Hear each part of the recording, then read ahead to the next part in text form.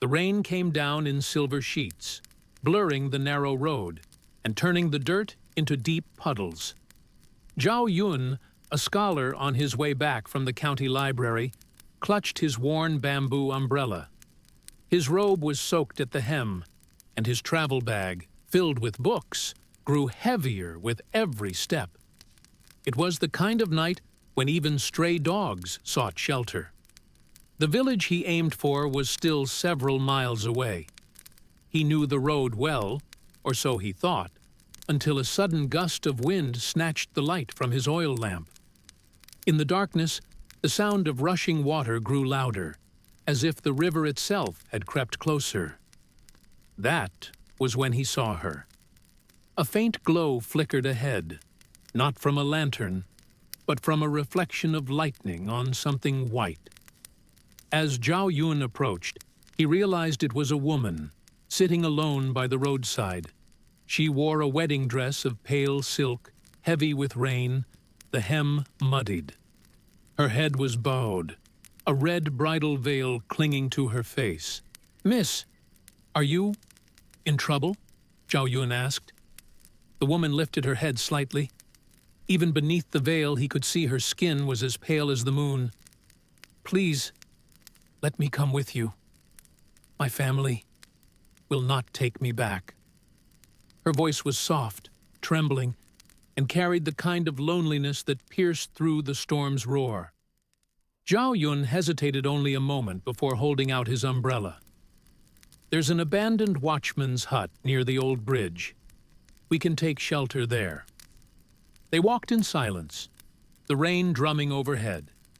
Zhao Yun tried not to stare, but something about her presence felt strange. The air seemed colder on her side of the umbrella, and every time the lightning flashed, her figure appeared almost translucent. When they reached the hut, Zhao Yun lit a small oil lamp. In the warm light, he could see her more clearly. Her dress, though soaked, was finely made, embroidered with patterns of peonies and cranes. But there was a faint scent in the air, like burnt paper mixed with incense. He offered her his only dry cloth.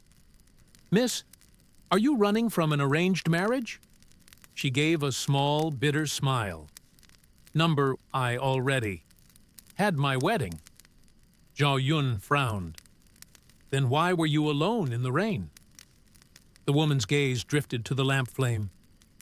"Because my husband never came for me." A sudden gust shook the hut. The flame trembled. Zhao Yun felt a chill creep up his spine. "What do you mean?" Her hands, pale and slender, rested in her lap. "On the day of my wedding, I was to be carried to my husband's house in a red sedan chair. But the procession never arrived. My family, ashamed and furious, locked me in my bridal room. That night, a fire broke out. They said it was an accident. I never left the room." Zhao Yun stared. "Then, you—" She looked at him, and for the first time, he saw her eyes clearly. Deep, dark, and shining with tears that would never fall. "Yes, I died that night.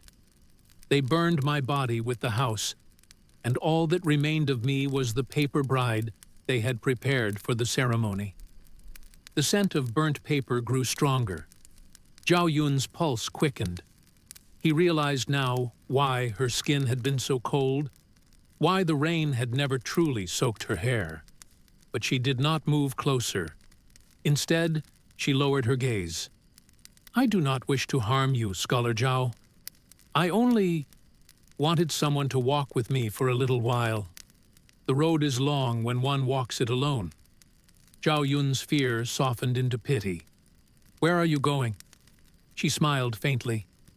"To the riverbank. There is a boat that comes at midnight. Once I board it, I will not return." Lightning flashed again. For a moment, Zhao Yun saw her form flicker, parts of her veil and dress dissolving into thin wisps like drifting ash. Without thinking, he said, "Let me walk you there." She looked at him in surprise, then nodded. They stepped back into the rain. The path to the river was narrow, the mud clutching at their feet. By the time they arrived, the moon had broken through the clouds, casting a silver path across the dark water. A small boat was waiting. At its stern stood a silent boatman in a straw hat, his face hidden. He held out his hand to the woman. She turned to Zhao Yun. "Thank you, scholar. In another life, perhaps." Her voice faded as she stepped into the boat. The boatman pushed away from the bank. The current caught the vessel, carrying it into the mist. For a few moments, Zhao Yun could still see her, a pale figure beneath the red veil, until the fog swallowed her whole.